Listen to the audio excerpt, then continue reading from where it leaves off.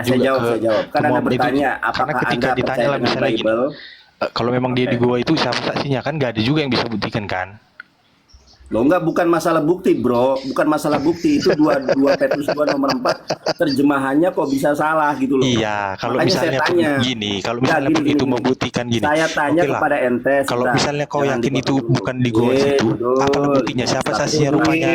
Rudi, kenapa Pani Rudi? di kondusifkan nih. Ini harus pakai pengeras nih. Gua pakai Siap, ini siap. dulu, pakai TWS Oke. dulu nih biar. Nah itu dong, biar keren. Teman-teman sambil tap-tap layar yang di bawah ya, kencangkan tap-tapnya. Si Endra saja nggak mampu ngomong. Kenapa si Rudi congor? Benar kami dulu kawan. Ya tete dulu. Enggak gini loh, maksud saya gini, ketika dia Udah. katakan pun Diam misalnya dulu. gua itu Biar berbeda, pintar kalian belajar daripada congor yang kalian bawa. Lebih baik diam sambil belajar yang Kristen. Mungkin ada bapak-bapak pendeta di bawah yang mau belajar juga. Silakan kirim permintaan naik. Silakan, kami kasih kesempatan.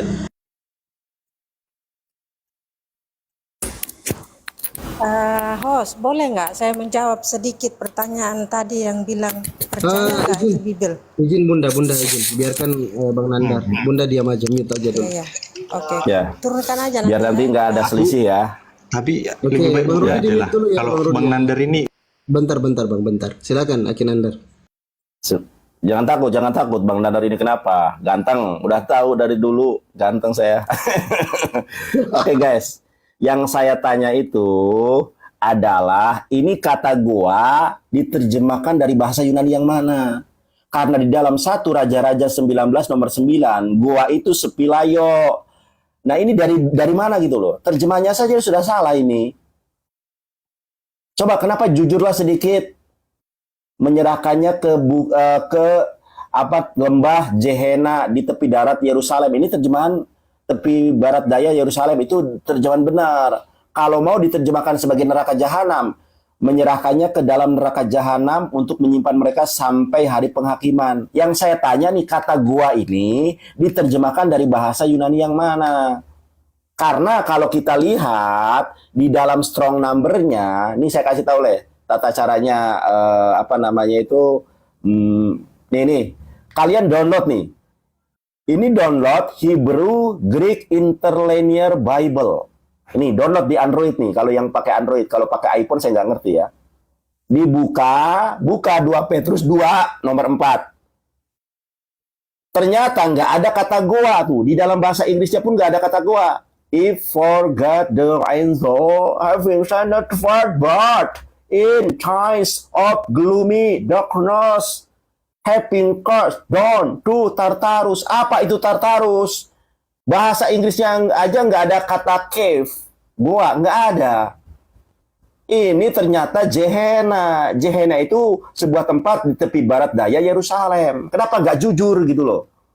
Nah, Anda bertanya bagus nih, meskipun di luar 2 Petrus 2 nomor 4, saya akan jawab.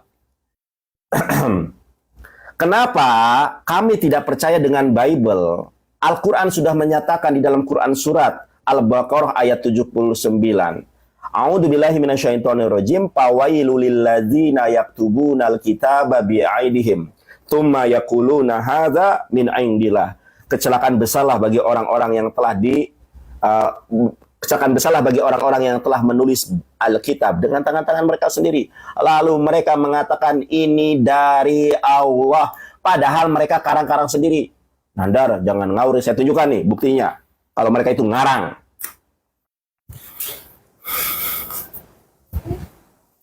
Saya emang nggak mau berdusta ya. Nih bukunya. Ini buku dari Kristen ya. Oke. Balik kamera. Nih. Ini ada buku namanya Tafsir Perjanjian Baru. Ya, buku ini bukan dari Islam. Kalau dari Islam mungkin tidak objektif ya, subjektif. Nih, Anda lihat nih. Ini yang menerbitkan penerbit PT Canisius, anggota seks sama Penerbit Katolik Indonesia. Ini bukan dari Islam ya. Saya tunjukkan kepada kamu di halaman 165. Bible ini nggak jelas asal-usulnya. Nih, coba perhatikan ini. Injil menurut Markus. Pengarang sesungguhnya dari Injil ini seperti juga dengan pengarang ketiga Injil lainnya. Tidak kita ketahui. Bagaimana Anda percaya dengan sebuah kitab yang pengarangnya saja nggak diketahui? Matius, Markus, Lukas, Yohanes itu baru abad kedua. Jeder. Mana nih nggak ada emosinya nih? Yang jelas pengarang itu Andi. Kamanda, itu pembohong. Hah? Kok pengarang saya? Loh. Katolik yang ngarang, kok saya yang bilang? Nah, Bandi, biar dia terguncang lagi, kita baca dari awal. Bagi orang Kristen turun. Oh, kok mendoktrin? Ya, jangan mendoktrin di sini. Saya ini nih, Bandi, kita lihat nih ya, tafsir Bohong, perjanjian bohong, baru. bohong. Kok bohong? Kau Kok bohong? Ini loh, lihat Diam ini. dulu, Lan. Diam dulu deh, diam Ini dulu. nih, tafsir perjanjian baru, penerbit PT Canisius, anggota seks sama penerbit Katolik Indonesia, anggota Ikatan Penerbit Indonesia. Ini ada alamatnya tuh. Silakan Anda ini. Nanti kebeda tiga nih. Tuh, ada di sini nihil obstatnya, ada imprimaturnya, ada ISBN-nya. Ini ada ISBN-nya tuh, ada nomornya tuh. Jelas ini. ISBN ngerti nggak apa singkatannya? International Standard Book National. Sorry, apa ya ISBN-nya? Oke. Nah, kita lihat nih dari awal. Kita lihat dari awal nih, Pandi. Kita lihat nih ya. Ini Injil menurut Matius. Pengarang, nih saya bacakan nih. Secara tradisional, Matius sang pemungut cukai yang dipanggil oleh Yesus, Matius 9 nomor 9, dan diutus sebagai Rasul, Matius 10 nomor 3, dianggap sebagai penulis Injil pertama ini. Tanda tanya. Akan tetapi, seperti juga para pengarang kuno lainnya, halaman 19, ya, kita buka halaman 20. Sang penginjil sendiri sebenarnya tidak pernah menunjukkan identitasnya. Ini kalau dalam hadis namanya riwayat mardud, tertolak. Orang identitasnya saja nggak jelas, ya. Mungkin ini nggak bisa dalam hadis mungkin. Ini riwayatnya sudah maudhu kalau dalam hadis. Mungkin Rasul Matius memang orang yang bertanggung jawab atas tahap awal Injil Matius. Atau mungkin, kalau mungkin udah dalam hadis itu udah maudhu itu. Mardud, matruk. Atau mungkin ia adalah seorang misionaris. Ternyata cuma misionaris, bro. Yang datang ke daerah di mana Injil ini ditulis. Akan tetapi, kebanyakan ahli sepakat bahwa dia bukanlah orang yang mengarang Injil Matius. Lalu yang mengarang Injil Matius siapa? Jeder. Tuh, jelas datanya. Nggak jelas kalian. Saya mau ada datanya. Nih datanya nih. Ini jelas ISBN nih. Ngerti ISBN atau enggak sih? ISBN itu internasional standar. Saya lupa lagi ya. Takut salah nih. Nanti di framing out nih. ISBN itu adalah International Standard Book Number. Ada ISBN-nya itu. Kok dibilang, itu loh, ini ISBN nih bro. Nih, Pandi biar mereka nggak memframing itu kita abal-abal. Nah ini nih. ISBN, International Standard Book Number. Ada numbernya nih, saya tunjukkan numbernya. Ini ada ISBN-nya. Kok bisa kalian menuduh datanya ngarang? Nih, tuh. ISBN 978-879-215305 nomor 7. Ini standar numbernya. Kon, mau ngarang kemana lagi kau? Mau nuduh apa lagi? Keren. Siapa dulu dari debater dari tanah Sunda? Tapi aku hanya sampai jam 12 ya. Siap, Aki, nggak apa-apa. Silakan teman-teman Kristen. Ada nggak yang mampu dan punya kapasitas untuk menjawab apa yang disampaikan oleh Akinanda tadi? Yang Kristen, mungkin ada pendeta, pastor atau romo di bawah. Silakan naik bang, jangan sampai dijambak, ditarik rambutnya, sakit nanti. Silakan, kawan-kawan pastor, pendeta atau romo yang ada di bawah, silakan kalau mau naik kirim permintaan.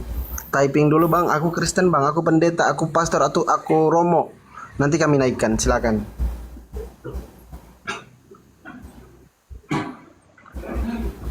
Bang Dion ini Kristen kayaknya. Coba yang naik ini Bang Rudi, Gini loh. bentar ya. Saya sapa dulu yang naik Bang Rudi ya. Bang Rudi ya. Saya sapa dulu. Aduh, Nanda. Kok ketawa nggak ada yang lucu ketawa. Duh, Biarin aja. ketawa. Bang Dandar. Saya ketawa sekali terkekeh melihat Bang Dandar dari bawah. Loh, ketawa kenapa? Ada yang lucu kah? Nggak mampu dibantah jadi ketawa. Itu udah ada cetakannya. Aku gini sih, aku berpikir gini, inilah betapa egoisnya lah kalian. Loh, egois dari mana? Itu datamu loh. Kalian gini loh. Setelah artinya gini, ketika kalian menganggap bahwa tulisan yang ada di Oi, jangan lari Torah Bang itu Dandar. enggak gini. Ketika tulisan yang ada di Torah itu sudah di beda-bedain atau udah dicampur tangan, udah dirubah.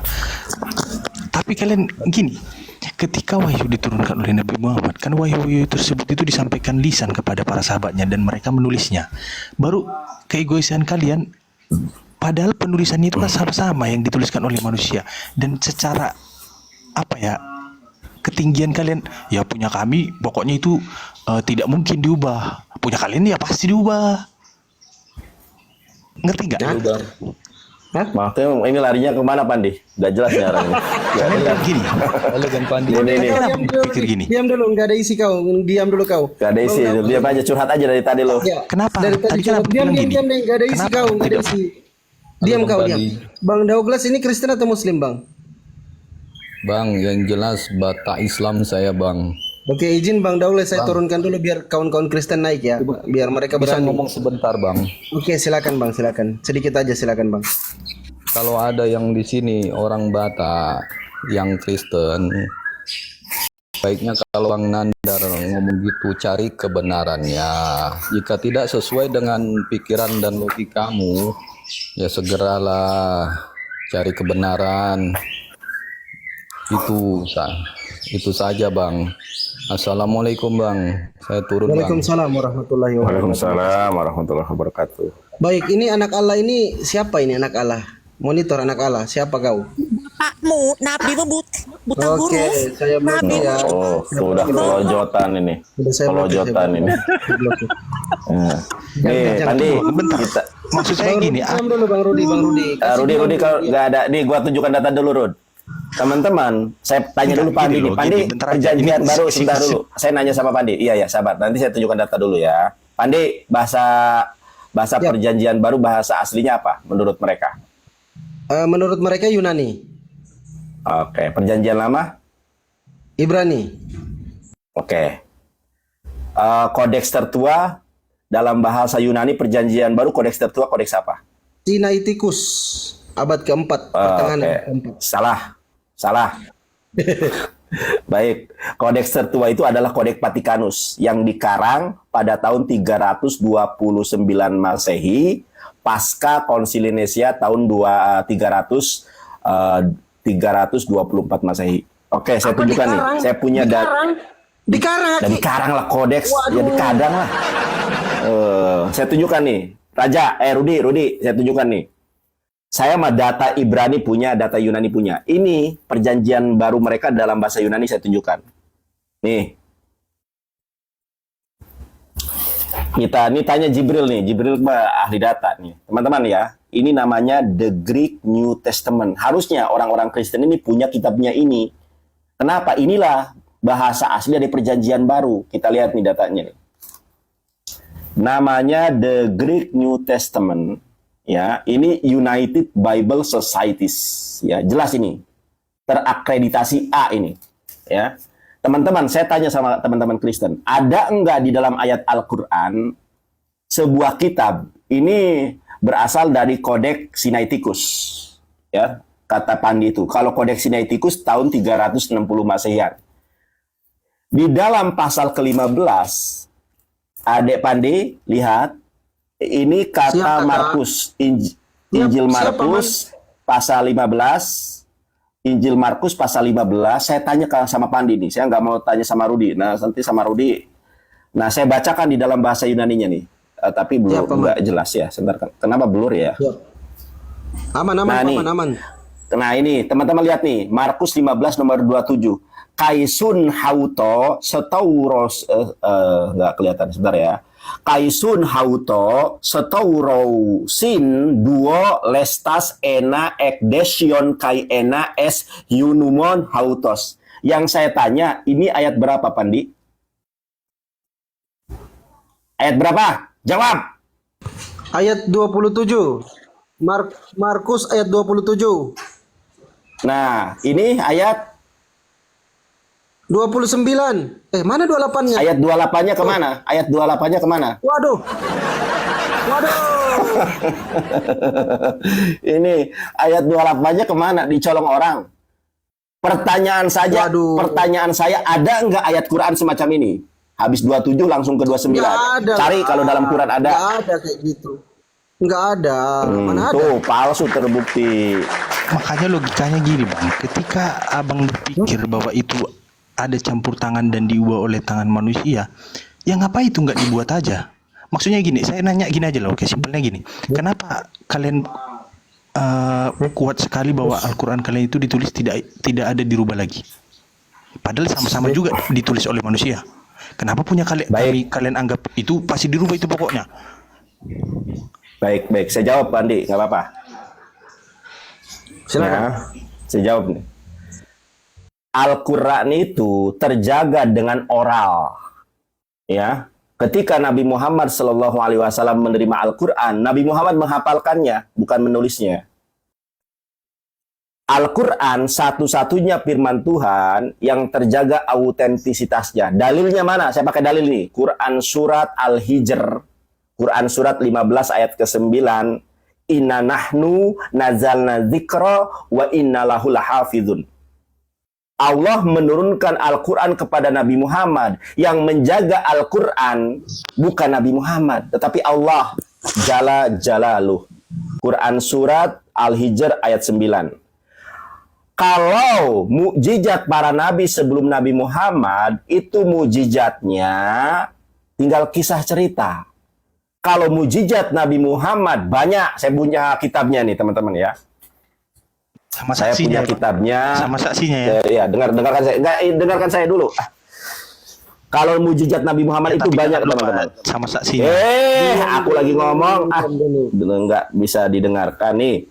Mukjizatur Rasul. Ini kitabnya tebal nih. Bahasa Arab. Orang Oton mana ngerti bahasa Arab. Mukjizatur Rasul.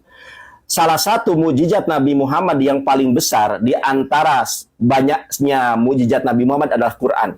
Al-Quran, mukjizat Nabi Muhammad yang terjaga autentisitasnya, bisa kita lihat, malah ketawa. Anjiang memang ini orang. Budat. Astaga. Ini ketawa. paling Belum teologi. selesai. Benar itu yang dikatakan Bang Rudi. Ya, kalau dia Bibel itu, kalau dia orang Batak dia bahasa. Sebentar dulu, aku belum selesai ini. Belum selesai ini. Tunggu dulu. Ya, tunggu ya kayak. Belum selesai aku. Ini maksud saya jangan ketawa. Kalau lagi saya jawab jangan ketawa. Kenapa ada yang lucu kah? Iya, jangan ketawa kau. Iya. Benar, Saya belum selesai ini. Bang. Saya belum selesai loh. Aduh. Kita kalau Saya belum selesai. selamat siang gitu lah. Silakan. Tolong Pandi. Ya. Mujizat Nabi Muhammad SAW ini, ya, kita lihat di dalam Al-Quran surat. Coba perhatikan ini. Al-Quran itu dijaga oleh Allah Subhanahu Wa Taala. Dengan apa Allah menjaga? Miliaran orang hafal Quran. Yang hafal Bible nggak ada. Kalau seandainya kitab suci di muka bumi hilang, baik kitab sucinya Hindu, Kristen, Katolik, Islam, dan lain sebagainya, Al-Quran akan datang kembali dalam waktu yang sesingkat-singkatnya. Kenapa? Banyak dihafal di seluruh dunia. Kenapa Al-Quran banyak dihafal dan mampu dihafal? Karena Al-Quran adalah mukjizat yang nyata. Kita lihat teman-teman ya. Inilah salah satu mukjizat Al-Quran, Quran surat Al-Baqarah ayat ke-23. Saya bacakan, saya hafal, nanti saya tunjukkan ya. Nih, kita tunjukkan aja deh, nggak usah pamer hafalan. Nah, teman-teman, kita lihat nih. Wa in kuntum fi raibin mimma nazzalna 'ala 'abdina fa'atu bi suratin min mislihi wad'u syuhada'akum min dunillahi in kuntum shadiqin. Dan jika kamu meragukan Al-Quran yang kami turunkan kepada hamba kami Muhammad, buatlah satu surat semisal dengannya. dan ajaklah penolong-penolongmu selain Allah jika kamu orang-orang benar. Ayat 24-nya. Fa illam taf'alu wa lang taf'alu fattaqun narol lati waquduhan nas wal hijarah u'idat lil kafirin. Jika kamu tidak dapat membuatnya dan pasti tidak akan mampu, maka takutlah kamu akan api neraka yang bahan bakarnya adalah manusia dan batu yang disediakan untuk orang-orang kafir. Bukan hanya ini teman-teman, lihat nih. Quran surat Al-Isra ayat ke-17. Quran surat ke-17 ayat ke-88. Ayat ke-88. Al-Quran ini adalah sebuah mukjizat yang dijaga oleh Allah, berbeda dengan Bible. Nah, ayat ke-88. Teman-teman lihat ini. Ya. Kulla in istama'atil insu wal jinnu ala ayyatu bimisli hadzal qur'ani la ya'tuna bimislihi walau kana ba'duhum li ba'din dhahira. Apa? Katakanlah sesungguhnya jika manusia dan jin berkumpul untuk membuat yang serupa dengan Al-Quran ini, mereka tidak akan dapat membuat yang serupa dengannya sekalipun mereka saling membantu satu sama lain. Bang Nanda, kameranya nggak kebuka. Gini loh. Sebentar dulu. Sebentar dulu. Ini belum kebuka ya. Bang Rudi, bentar Bang Rudi. Sebentar. Kameranya. Silakan. Ini kameranya sudah aku buka loh. Tadi udah kebuka tadi. Sekarang ketutup lagi. Oke. Oke. Lanjut. Nah, ini. Kulla in istama'atil insu wal jinnu ala ayatu bimisli hadzal qur'ani la ya'tuna bimislihi walau kana ba'duhum li ba'din dhahira. Katakanlah sesungguhnya jika manusia dan jin berkumpul untuk membuat yang serupa dengan Al-Quran ini, mereka tidak akan dapat membuat yang serupa dengannya sekalipun mereka saling membantu satu sama lain. Al-Quran ini nggak bisa dibuat. Jadi begini, ketika Allah Subhanahu wa Ta'ala menurunkan Al-Quran kepada Nabi Muhammad melalui perantaran Roh Kudus, Nabi Muhammad yang menghafalnya. Sebelum Nabi Muhammad hafal, beliau tidak menyampaikan ke orang lain. Nabi Muhammad menerima Al-Quran, dihafalkan oleh Rasulullah, disampaikan kepada para sahabat. Nah, para sahabat sudah menghafal, ada yang namanya muroja'ah, mengulangi bacaan. Iqra'ul Quran. Jadi Umar disuruh baca, Rasulullah dengar. Benar Umar. Utsman baca, benar. Rasulullah yang mengkonfirmasi. Sekarang Bible, kodeks tertua, Kodeks Vatikanus tahun 329. Siapa yang mengkonfirmasi? Sebentar dulu, ini belum selesai. Nanti setelah selesai sedikit. Ya, sebentar. Berarti yang mujizat Nanti itu selesai, Bang. wahyunya atau buku yang abang pegang itu? Oke. Saya selesai ya. Sedikit lagi. Yang abang katakan mujizat itu wahyu ketika Allah menyampaikan ke Nabi Muhammad atau buku yang setelah dikumpul itu? Baik. Yang namanya wahyu itu Al-Quran. Kalau yang saya pegang tadi itu namanya mushaf. Masalahnya gini bang, kalau abang bilang itu mujizat, apa sih? Ketawa ini mereka ini ketawa nggak ada yang lucu. Ketawa nggak ada yang lucu gitu loh. Maksud kalau ketika abang katakan wahyunya itu mujizat, siapa saksinya? Nggak usah diiring, nggak apa-apa. Kalau abang katakan mujizatnya itu adalah wahyu yang diberikan itu, siapa saksinya? Nah, ini nggak ngerti dia ini, nggak geblek nih. Contoh, Enggak, nih gua kasih tahu ya lo. Iya, ini gua kasih tahu. Makanya lu nggak paham dari tadi. Al-Quran itu mujizat. Salah satu contoh Al-Quran nih, saya bacakan ya. Inna a'tainakal kautsar fasalli. Tuh ketawa. Rudi, ini si Pak Pandi. Ini nggak ada bermutu dia. Lagi baca Quran diketawain ini geblek memang. Simpelnya gini loh. Diturunin aja, nggak ada ilmu. Siap. Yang ada ilmu silakan. Yang dimaksud Al-Quran, inna a'tainakal kautsar. Ini ayat Quran nih. Dijaga oleh Allah, tidak bisa ditambahi, tidak bisa dikurangi. Inna a'tainakal kautsar fasholli lirabbika wanhar. Inna syani'aka huwal abtar. Ini ayat Quran nih, yang saya baca ini ayat Quran. Kalau kita ambil Qurannya ini nih. Sorry ya. Kalau kita ambil ayat ini namanya mushaf Quran. Ini namanya mushaf Quran. Nah, ini namanya mushaf Quran. Inna a'tainakal kausar. Enggak ada orang yang sanggup merubah, membuat sebuah ayat yang sama seperti Quran dari 1400 tahun yang lalu. Kalau membuat ayat Bible bisa. Orang EA saya pernah lihat tuh, bule. EA, tolong buatkan saya ayat seperti Quran. Al-Quran adalah firman Tuhan, wahyu ilahi yang tidak bisa dibuat. Oke, EA, tolong buatkan ayat seperti Bible. Berapa cantik betul.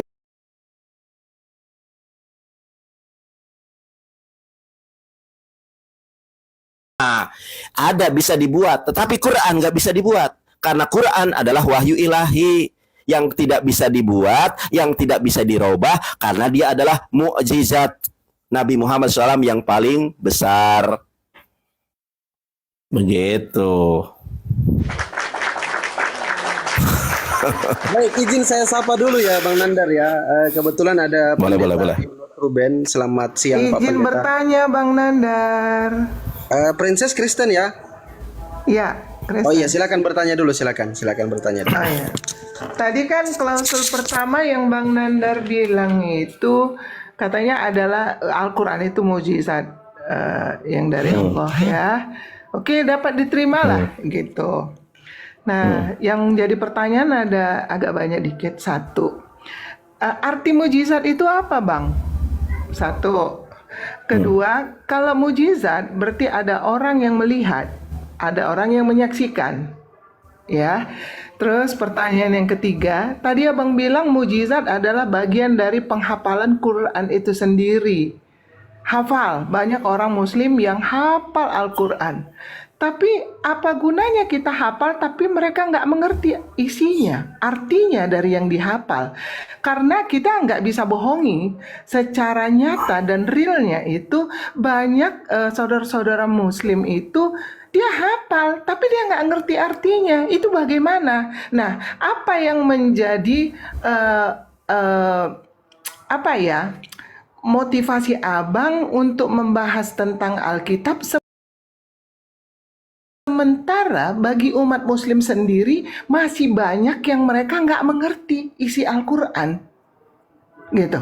Apa gitu. Jadi saya rasa ada baiknya Abang mencerdaskan bukan orang Kristen tetapi umat Muslim, karena mereka perlu. Sedangkan bahasa Indonesia aja banyak orang Indonesia yang belum paham. Jadi ada baiknya Abang berapologetika untuk umat Muslim sehingga mereka cerdas. Baik Bu, Kalau izin memang sudah pertanyaannya dijawab aja dulu ya Bu ya. Ada 3 pertanyaan tadi. ya, oke, silakan. Terima kasih. Saya mute dulu ya. Ya, Silakan. baik. Mujizat Nabi Muhammad yang paling besar itu Al-Quran. Sebetulnya mujizat Nabi Muhammad SAW itu banyak. Memberikan makan sampai puluhan ribu orang di dalam peristiwa perang Hondak. Itu mujizat Nabi Muhammad. Kalau Yesus cuma memberikan makan 5.000 orang, Nabi Muhammad lebih hebat. Puluhan ribu orang dikasih makan. Kisah Nabi Muhammad di dalam perang Hondak memberikan, ini singkat cerita ya, ini singkatnya saja. Ada seorang sahabat yang kemudian punya istri, istrinya masak. Terus istrinya bilang begini, wahai suamiku, coba tawarkan ini kepada Rasulullah dan sahabat-sahabat terkemuka, Abu Bakar, Utsman, Ali ya. Abu Bakar, Utsman, Umar, Ali. Saya dari awal, Abu Bakar, Umar, Utsman, Ali. Ada 4 sahabat nih yang terkemuka. Coba undang mereka. Ini ada sayur lodeh lah kalau kita istilahkan, diimprovisasikan. Kemudian Nabi Muhammad SAW itu diundang oleh seorang suami ini. Ya Rasulullah, ini istriku sedang masak ini. Tolong undang aja para sahabat yang lain tapi terbatas. Rasulullah nggak ngundang para sahabat yang 4. Wahai manusia, ini sahabat kita ada makanan di rumahnya. Wah, si suami ini sampai merah mukanya. Waduh, gimana ini istriku? Lalu si suami ini mendatangi istrinya. Wah, istriku, Rasulullah SAW akan datang. Dengan siapa? Dengan sahabat yang beberapa orang itu? Bukan, dengan semuanya. Kalau Rasulullah SAW mengatakan seperti itu, saya percaya akan ada keajaiban. Benar. ketika semua orang makan dengan satu kalau satu panci katakanlah kalau di Sunda itu tidak ada para sahabat makan semua dari satu panci itu tanpa mengurangi panci yang ada. Itu mujizat Rasulullah yang bisa kita dengar, yang bisa kita imani lebih hebat dari mujizat Yesus. Al-jaza itu artinya melemahkan, ya. Tetapi mujizat yang paling besar Nabi Muhammad itu Al-Quran. Kalau mujizat Yesus menyembuhkan orang mati, menyembuhkan orang buta, kemudian menghidupkan orang mati, itu bukan mujizat yang selamanya, temporer, orang-orang yang saat itu saja yang menyaksikan. Kita tidak pernah menyaksikan. Tetapi kalau mujizat Nabi Muhammad, saksinya kita sekarang ini, bagaimana Al-Quran menceritakan tentang jasad Fir'aun, benar adanya. Bagaimana Al-Quran mengisahkan ada dua laut bertemu, yang satu kadar asinnya tidak bertemu dengan kadar asin yang lain. Itu Al-Quran menyatakan. Al-Quran bisa kita saksikan, bisa kita lihat kebenarannya sampai sekarang dan selamanya. Kalau mujizat Yesus tidak bisa, hanya kita imani. Jadi kalau Anda bertanya siapa saksi mujizat Nabi Muhammad, Anda sendiri saksinya. Makanya Allah Subhanahu wa taala berfirman, "Inna nahnu nazzalna dzikra wa inna lahu lahafizun." Kamilah, Allah lah yang menurunkan Al-Quran, maka Allah juga yang menjaganya. Jadi kalau Anda bertanya saksi, saksinya Anda sendiri. Ada nggak manusia yang sanggup membuat Al-Quran? Tidak ada. Nih, kita buka lagi ayatnya. Anda buka Quran surat 17 ayat ke-88. Coba Anda perhatikan nih. Quran surat 17 ayat 88. Kulla in istama'atil insu wal jinnu ala ya'tu bimisli hadzal qur'ani la ya'tuna bimislihi walau kana ba'duhum li ba'din zahira. Katakanlah sesungguhnya jika manusia dan jin berkumpul untuk membuat yang serupa dengan Al-Quran ini, mereka tidak akan dapat membuat yang serupa dengannya. Sekalipun mereka saling membantu satu sama lain. Makanya Al-Quran tidak bisa dirubah. Kalau ayat-ayat yang vulgar di dalam Bible, saya bisa merubahnya. Betapa cantik, betapa jelita engkau, hai tercinta yang montok jelita. Saya bisa merubahnya. Tapi ayat Quran tidak bisa dirubah. Tanya Ustadz Alif tuh. Ustadz dari Garut. Al-Quran terjaga autentisitasnya dari 1500 tahun yang lalu. Makanya Pandi, Princess, saya seringkali membuat sebuah improvisasi. Seandainya kitab suci agama-agama dihilangkan di muka bumi, softwarenya, kodeksnya, mushafnya, semua agama-agama tidak akan memiliki kitab suci. Karena satu-satunya kitab suci yang mampu dan sanggup dihafal di dunia ini hanya Quran. Saya belajar bahasa Ibrani yang mampu kita hafal. Shema Yisrael, Adonai Eloheinu, Adonai Ead. Nah, itu saja. Kemudian, Hikomam Takim, Pekulos, dan itu saja. Ada enggak orang Yahudi yang mampu menghafal Taurat 4.845 ayat? Mampu enggak? Enggak mampu. Tetapi Al-Quran, ratusan juta orang di dunia hafal Quran. Itu mujizat yang sangat nyata yang Anda saksikan sendiri. Kebesaran dan keagungannya. Tapi nggak mengerti. Jangankan, loh emang Anda ngerti artinya? Bible itu nggak ada nih. Ngerti Bunda dong, Princess, sebentar. Anda ngerti ini apa enggak? Nih, saya tunjukkan nih. Ini Bible Anda. Kalau yang Anda mengerti itu terjemahan. Nah ini, nih Bible Anda Perjanjian Baru bahasa aslinya apa saya tanya? Hah? Bible Anda Perjanjian Baru bahasa aslinya apa? Jawab. Pendeta Yunus jawab. Yunani. Nah, sekarang saya tanya Pak Pendeta Yunus, jangan Pak Pendeta Yunus. Tadi Princess dulu nih. Princess, Anda bisa baca ini apa enggak? Kecil. Nah, Anda nggak bisa. Ini kitab Anda loh. Ini kitab Anda loh, bahasa Yunani. Anda bisa baca atau tidak? Anda saja diterjemah Anda aja paham karena terjemahan yang salah. Umat Islam, ini saya tunjukkan Al-Quran ya. Kalau Al-Quran itu ada terjemahan, ada Quran. Bang Nandar, maaf. Tar dulu, belum selesai. Belum selesai. Bunda, belum selesai. Oke. Belum selesai nih. Nah, kalau Al-Quran, Bunda, ini ada Al-Qurannya, ini ada terjemahannya. Kalau Al-Quran, di mana ada ayat Quran, ini ada terjemahannya nih. Ini Al-Qurannya. Man qara'a harfan min kitabillah falahu bihi hasanatun wal hasanatu bi asri amsalihha la aqulu alif lam mim harpun walamun harpun wa mimun harpun. Ya, walakin alifun harpun walamun harpun wa mimun harpun. Ini teman-teman lihat nih, ini Al-Qur'an, ini ada terjemahannya. Saya tanya sekarang. Ini saya punya Bible. Mana Bible saya? Nih. Ini kan yang Anda anggap kitab suci, ini terjemahan. Kenapa tidak dilampirkan original teksnya? Pak Pendeta Yunus tadi mengatakan original teks dari Perjanjian Baru adalah Yunani. Ternyata banyak salah dari terjemahan berbahasa Yunani itu. Para pendeta saja, bahkan Pak Yunus sendiri belum tentu bisa bahasa Yunani. Saya bisa. Ada kesalahan di sini. Markus 15:27 kok tiba-tiba 29. Kenapa? Terus kesalahan yang kedua, Pandi. Tadi kan saya bertanya, ya, di dalam 2 Petrus 2 nomor 4 diterjemahkan dari kata mana kata goa itu? Ternyata nggak ada kata goa di dalam 2 Petrus 2 nomor 4. Adanya Tartarosas. Tartarosas itu bukan goa, jahanam. Kalau goa itu namanya Sefiliayo. Ceder. Begitu Bunda, paham ya?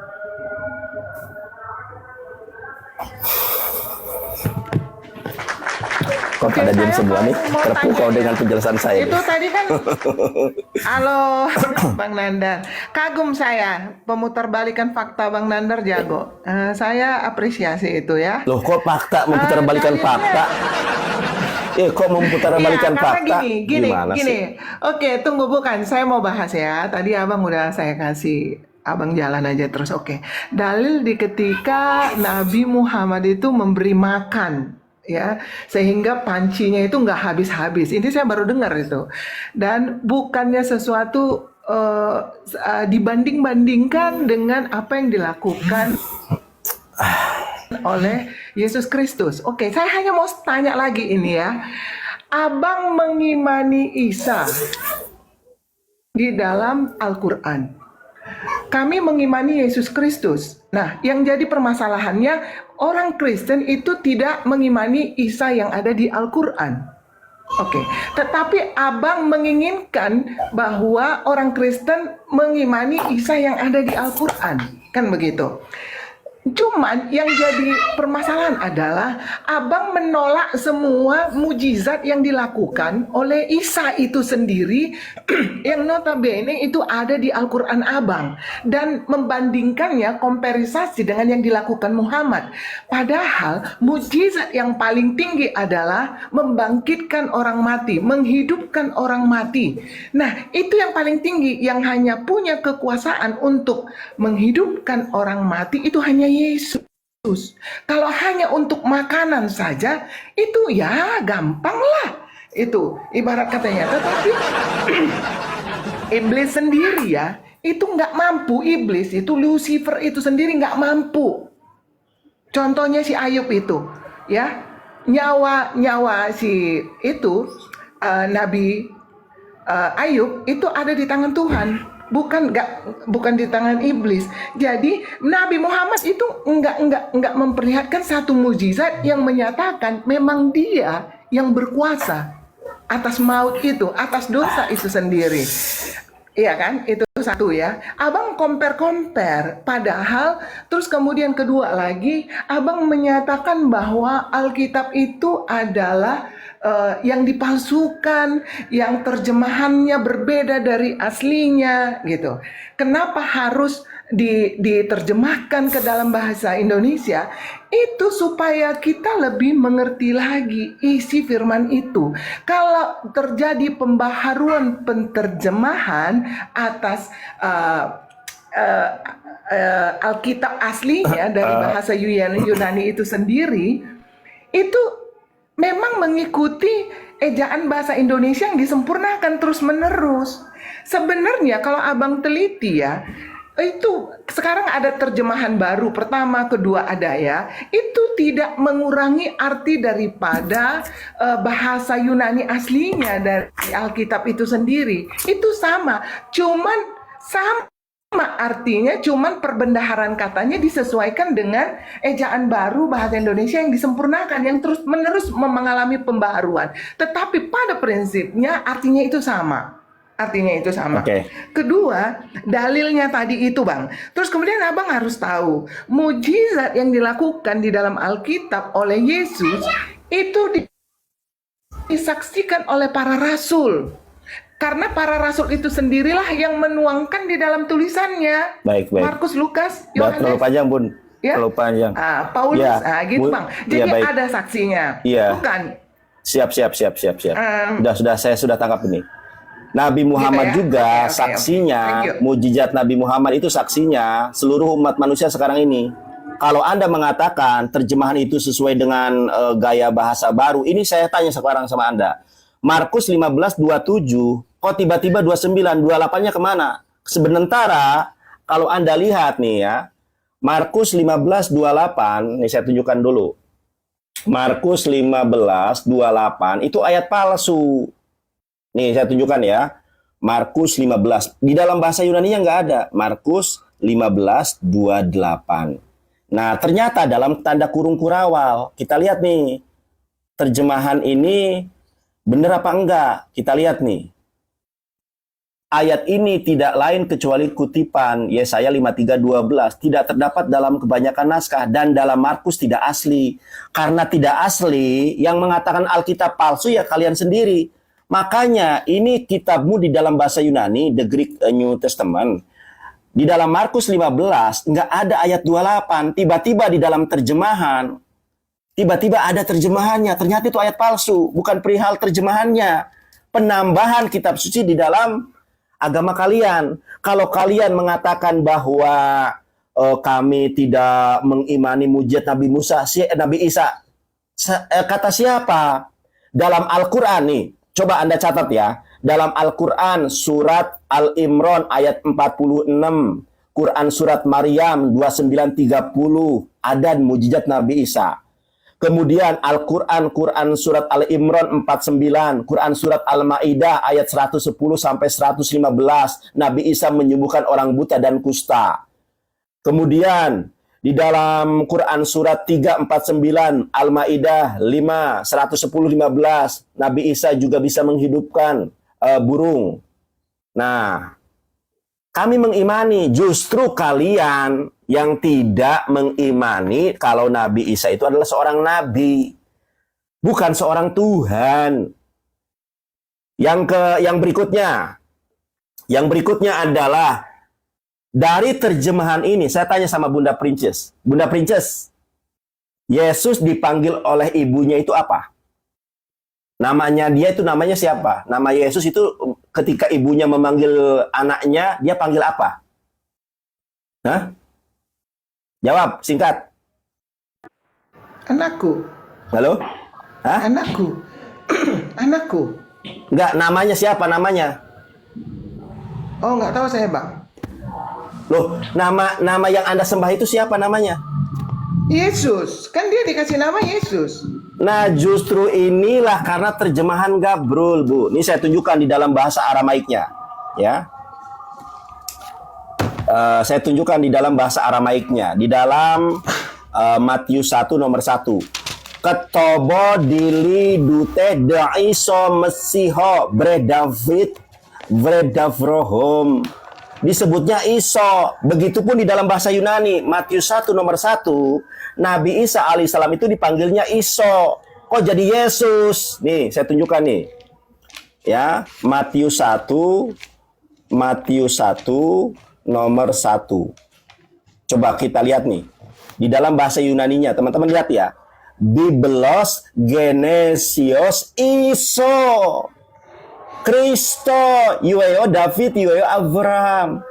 Makanya di dalam bahasa Arab namanya Isa. Itu namanya fonetik korespondensi. Dalam bahasa Aramaiknya Iso, dalam bahasa Yunaninya Iso, dalam bahasa Arabnya Isa. Kenapa jadi Yesus?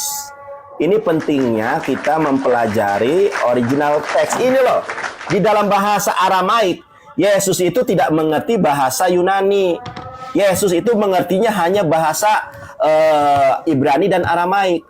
Ketobo dili duteh doiso mesiho breh da David vred davrohom Abraham olet leyishok. Ini pendeta bisa nggak bahasa Aramaik? Saya bisa.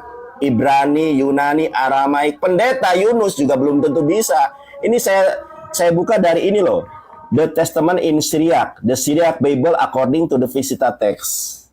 Nah, kalian kan nggak mampu membaca ini, padahal ini adalah bahasanya Yesus. Mujizat Nabi Muhammad disaksikan oleh umat manusia sekarang. Kalau mujizat Yesus disaksikan hanya pada waktu Yesus bermujizat, tapi mujizat Nabi Muhammad disaksikan sampai detik ini, sampai sekarang ini.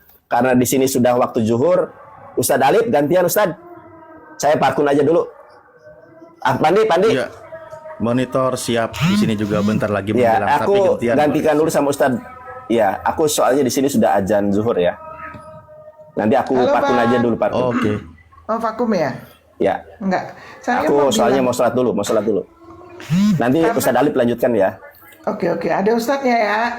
Oke, itu kan Alkitab kan sudah seperti pendeta bilang itu berasal dari bahasa Yunani. Kalau dalam berbagai-bagai bahasa itu kan berbeda-beda pengertiannya, ya. Seperti Matthew dalam bahasa Inggris, kalau di dalam bahasa Indonesianya itu Matius gitu. Kan itulah perbedaan bahasa itu. Nah, kalau di dalam bahasa Yunani dari bahasa Yunani itu kan Isos ya.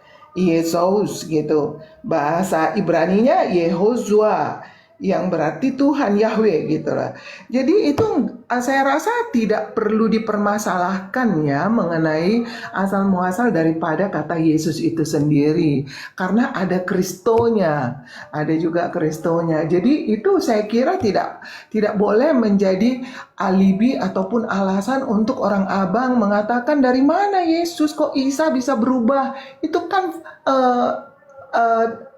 perubahan nama saja dari setiap bahasa-bahasa. Itu tidak boleh menjadikan kita berperang ataupun berargu argumen hanya karena masalah nama ya. Yang penting kan nama Yesus itu apa? Artinya kan ada sebagai pembebas setiap orang yang berdosa, ya kan? Itu aja gitu. Kenapa harus susah-susah untuk memikirkan kenapa kok Isa itu dirubah menjadi Yesus? Tetapi 13.000 dapatnya 6 kenapa harus menyembah sebagai Tuhan gitu? Iman Kristen itu kan memang mengimani Tritunggal, Bang. Ada inkarnasinya Allah di dalam diri Yesus. Firman menjadi manusia. Ya, itulah dia Kristus kan, Yesus Kristus. Tetapi hakikatnya dia itu Allah gitu loh. Jadi nggak bisa harus dipertentangkan karena itu iman gitu loh. Pemahaman kami seperti itu. Kita nggak boleh comparing apa yang dibuat. Jadi supaya kita tidak berpolemik tentang itu karena kita Bu, nggak usah panjang-panjang dulu. Jelas tadi Bu udah bertanya panjang. Berikan dulu Ustadz Alif kami itu berbicara dulu. Iya. Bukan, tunggu terima dulu, kasih Pak. Bu Princess. Bukan, tunggu dulu. Ya, bukan maksudnya Ibu begini. mau curhat atau mau apa Bu? Berikan orang kesempatan untuk berbicara dulu. Bukan mau curhat. Saya hanya mau mengatakan aja bahwa setiap hal yang dilakukan Yesus itu adalah mujizat yang dilakukan disaksikan para rasul. Dan hasil daripada mukjizat itu perjalanan Yesus ditulis oleh para rasul itu, yaitu Markus, udah Lukas, jelasnya Yohanes kami. ya. Kepanjangan Bu Princess. Kepanjangan, diam dulu Ibu. Gantian. Baik. Begini Bu Princess ya. Dari tadi sejauh yang kami simak, yang dibahas itu bukan imannya Bu. Bukan imannya, tapi memang sebuah pembahasan materi berdasarkan kitabnya, berdasarkan kitab suci. Itu yang sedang kita bahas. Namun ketika masalah terjadi perbedaan penyebutan nama, baru Anda kembalikan, itu kan penyebutannya. Kami imaninya tetap sama dan sebagainya. Nah itu akhirnya ibu sendiri yang berputar balik kan gitu. Sementara yang sedang dibahas tadi adalah bagaimana pembahasan materinya tentang yang ada di dalam kitab suci. Nah, berkaitan dengan mukjizat juga, saya sedikit tanggapi ya. Saya sedikit tanggapi juga tadi sudah dibahas yang barusan juga Anda katakan mukjizat. Memang di sini kitab Anda memberikan pengumuman kepada orang Israel tentang siapa Yesus dan bagaimana dia bisa melakukan mukjizat. Itu poinnya.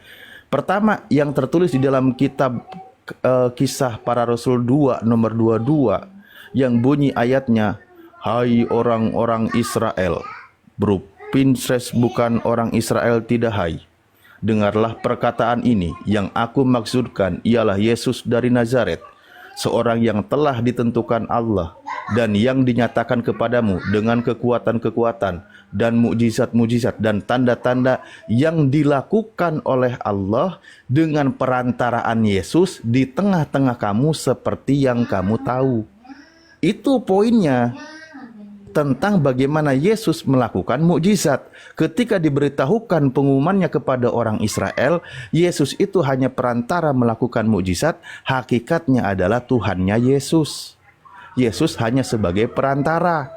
Sebagaimana juga contoh Nabi Musa, ketika dia bisa membelah lautan, Nabi Musa itu hanya perantara. Hakikatnya adalah Tuhannya Nabi Musa yang melakukan itu.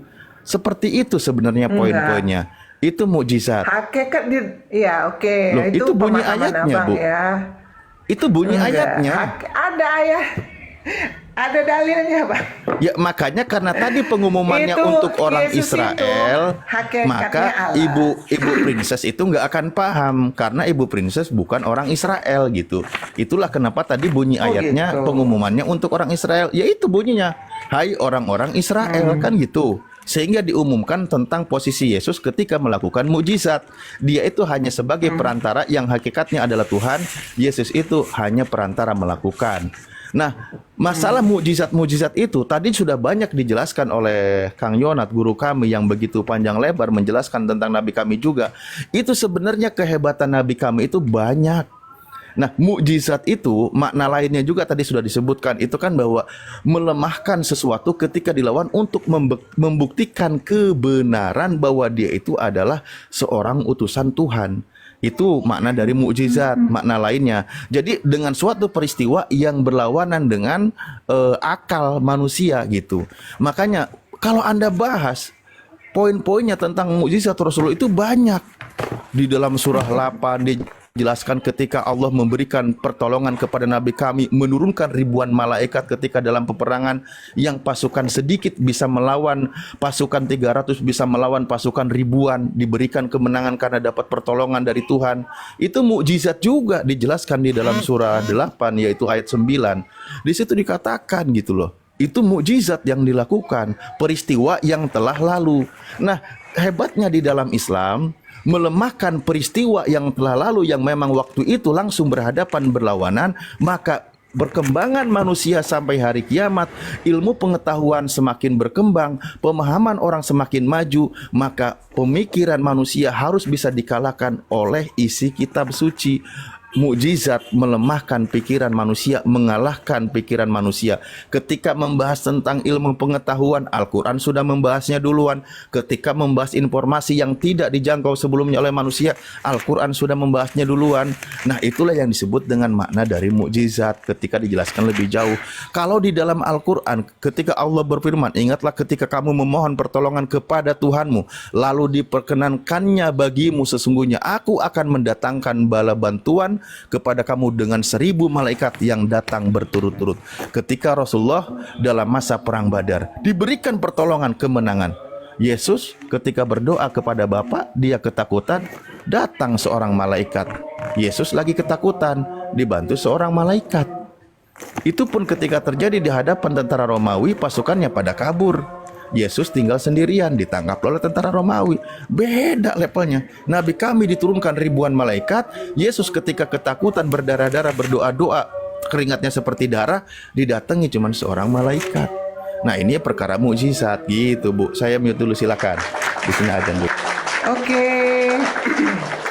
Mengenai Yesus itu ya Bang ya, Abang kan mengimani bahwa dia adalah utusan. Kalau kita bisa lihat dari Yohanes 14, Abang bisa baca di Yohanes 14 itu ya.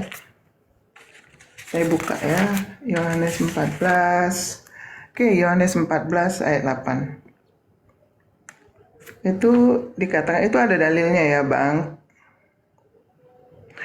Kata Filipus kepadanya, Tuhan tunjukkanlah Bapa itu kepada kami. Itu sudah cukup bagi kami. Terus apa kata Yesus? Kata Yesus kepadanya, telah sekian lama aku bersama-sama kamu Filipus, namun engkau tidak mengenal aku. Barang siapa telah melihat aku, ia telah melihat Bapa. Bagaimana engkau berkata, tunjukkanlah Bapa itu kepada kami? Tidak percayakah engkau bahwa aku di dalam Bapa dan Bapa di dalam aku? Apa yang aku katakan kepadamu, tidak aku katakan dari diriku sendiri, tetapi Bapa yang diam di dalam aku. Itu dia ya dalilnya ya Bang ya. Jadi Yesus itu adalah Allah. Yesus sebagai manusia, Firman yang menjadi manusia, tetapi hakikatnya adalah Allah. Yesus itu inkarnasi Allah ya. Oke, bisa ditanggapi dulu siapa Yesus itu Allah? Yoga, bentar Yoga deh. Loh, itu kan udah saya katakan dalilnya. Oke. Ustadz Alif silakan ditanggapi. Di-mute dulu Bunda, itu ada telepon. Itu berisik. Kalau ada telepon itu Anda di komal itu berisik. Apalagi buka mute, silakan Ustadz Alif. Pak Guru Alif, Ustadz Alif. Sebentar. Barusan nunggu selesai adzan dulu. Ya, perlu dipahami oleh Ibu Princess. Ketika Yesus berkatakan, tertulis di kitab Anda juga, ketika dia berkata, semua itu aku katakan kepadamu dengan sebuah perumpamaan. Yesus mengajar dengan sebuah perumpamaan. Itu yang perlu Anda pahami, Bu. Lalu ketika dia katakan, Filipus minta melihat Tuhan dan sebagainya, karena apa, Bu? Karena Yesus katakan tidak ada yang bisa melihat Bapa. Maka cukuplah Yesus sebagai utusan Tuhan untuk mewakili melihat Tuhan. Maksudnya apa? Pahami dulu nih ajaran yang disampaikan oleh Yesus. Itu loh. Itu maksudnya. Karena posisi Yesus itu sebagai wakil Tuhan di muka bumi. Sebagaimana juga Nabi Musa wakil Tuhan di muka bumi. Nah, jadi kalau Ibu maknai secara langsung harfiah seperti itu, melihat Yesus adalah melihat Bapa, maka nanti akan melawan doktrin iman Ibu sendiri. Enggak. Apakah? Bukan Pak. Oke. Coba maaf ya saya kalau potong Anda ya. kalau Ada Anda di merasa Yohanes 3 tidak, ayat 16. coba. Yohanes 3 ayat 16. Karena begitu besar kasih Allah akan dunia ini, sehingga ia telah mengaruniakan anaknya yang tunggal, supaya setiap orang percaya kepadanya tidak binasa, melainkan beroleh hidup yang kekal. Saya mau tanya, yang bisa memberikan hidup yang kekal itu siapa? Ya, itu Maaf Elohim ya, itu. Nabi Muhammad saja minta supaya diselamatkan oleh Yesus. Sebentar. Mengakui Yesus. Oke, sebentar. Nabi Muhammad di dalam Quran. Nanti kita ke sana. Baik, saya minta pertanggungjawaban Ibu ketika melihat Yesus adalah melihat Bapa. Saya minta, Bu. Saya ingin tahu, Anda bilang seperti itu pemahamannya. Saya ingin tahu deh, ketika Yesus masih bayi berusia 1 hari, apakah Bapak juga seperti Yesus usia sehari? Maksudnya, Allah Bapa maksudnya, Allah Bapa. Nah, iya, katanya melihat Yesus adalah melihat Bapa. Yesus sama dengan Bapa. Ketika Yesus baru berusia 1 hari, baru dilahirkan, apakah Bapak juga sama berusia 1 hari? Saya gini ya, kalau Yesus itu Firman yang menjadi manusia, tetapi dia manusia, tetapi hakikatnya Allah. Nah, kalau Abang bertanya tentang 1 hari, usia 1 hari Yesus apakah sama dengan usia 1 harinya Allah? Kan begitu kan? Loh, Kan begitu, melihat Yesus sama saja dengan Satu melihat hari. Bapa. Kan gitu. Pertanyaan saya, ketika Yesus waktu masih bayi, saya gambarkan 1 hari. Saya kasih umum lah, satu bayi kisaran usia 0 sampai 2 tahun. Seperti itu wajah Yesus. Kan bayi masih di bedong dan sebagainya. Berarti melihat Yesus seperti itu, berarti Bapa juga seperti itu. Secara manusiawinya ya. Secara manusiawinya. Ketika Yesus di bedong, berarti Bapak juga di bedong. Secara Alamak. manusiawinya. Lah iya Rohnya kan roh melihat Allah. tadi bunyi Manusiawi. ayatnya melihat Yesus sama saja melihat Bapa. Yang dilihat oleh Filipus di situ. Nah, di situ Yesus itu berbentuk daging, tubuh atau roh. Manusiawinya secara manusianya, kedagingannya, ya. Lah iya, melihat Iya. Yesus seperti itu berarti Bapak seperti itu kan gitu menurut Ibu. Iya, iya. Nah, Bang berarti Alif, sama aku ketika aja Bang Alif, sama aku. ketika Yesus bayi berarti Bapak juga bayi. Manusiawinya ya. Lah iya, yang Secara dilihat oleh kedagingan- Filipus juga Ya udah, manusiawi.